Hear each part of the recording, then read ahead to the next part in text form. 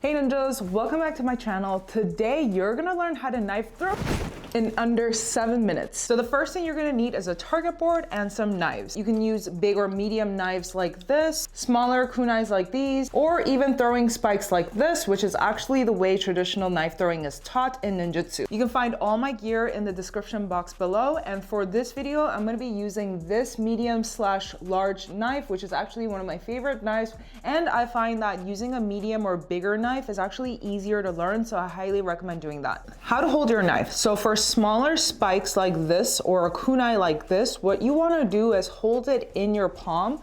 You want to place it in the center of your palm like this and secure it with your thumb like this. Same thing with the spike. You're going to hold it right at the center like that and then secure it with your thumb. Depending on the hand size, you might need to curl your hand like this to hold it securely, but it doesn't really matter exactly how you do it, as long as you just secure it in your hand like this. For the bigger knives, it's gonna be a little bit different. What you wanna do is hold it from the handle like that, and then I like to put my index finger right here, and that's gonna help support it even more. If you have a knife that's double bladed like this, you can either bring your hand lower and hold it at the handle, or you can do it the same method like the smaller kunais and hold it in between your palm and throw it like this. Before we get into the actual knife throwing part, I just wanna explain my technique, which is the no spin method. What that means is the knife is not spinning as I go to hit the target, it's just going straight. The reason why I like to do this is because it's more practical and meant for combat,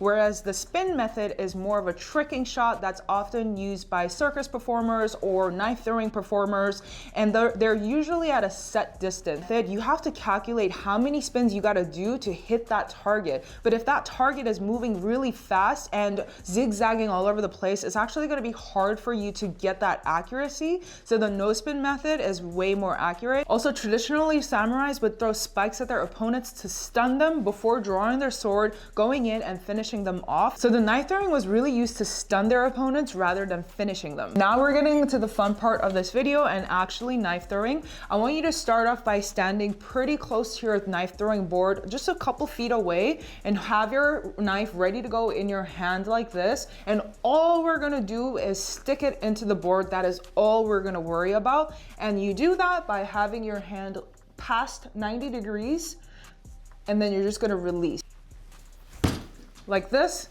Don't worry about getting into the target, just worry about sticking it over and over.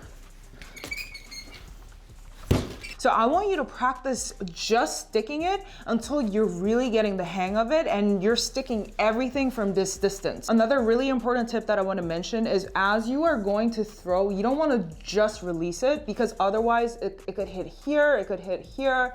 So you really want to make sure the knife is going into it. So what I like to do is help the knife.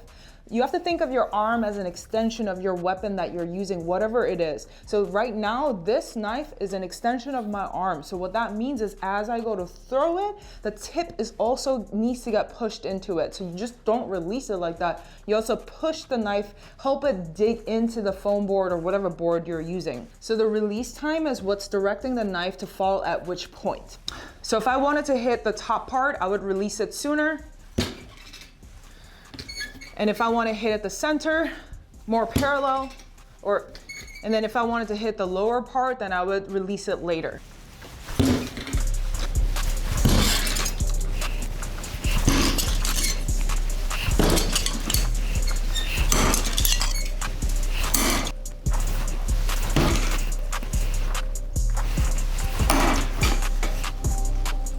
Now, once you get used to this distance, I want you to step back a little bit more, and you're just gonna keep practicing that.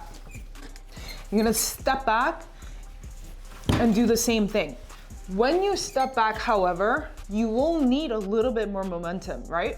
So what you want to do is you can step back like this and lunge into it to give you that momentum. You can bring your arm further back and do that. Depending on how far you go, you might need to put in more power into that arm swing. So again, step back just a little bit and you're going to try again and just keep sticking in it And as you're doing this, take mental notes of what worked and what didn't work. And if it didn't work, see what you did with your hand and just keep taking mental notes of all the little different things that you're doing. That's what really helped me. Every time I missed, like if this bounced off, I was like, oh, it's not sticking in. That means that I'm not pushing it into it hard enough. If I wanted it in the target, but it's too low, I know that I'm releasing my hand too late. Take mental note of this to really understand what you're doing. Once you get used to sticking all the knives, you can play with different target boards, different target sizes to make it even more challenging. Another way that I like to practice this is with a balloon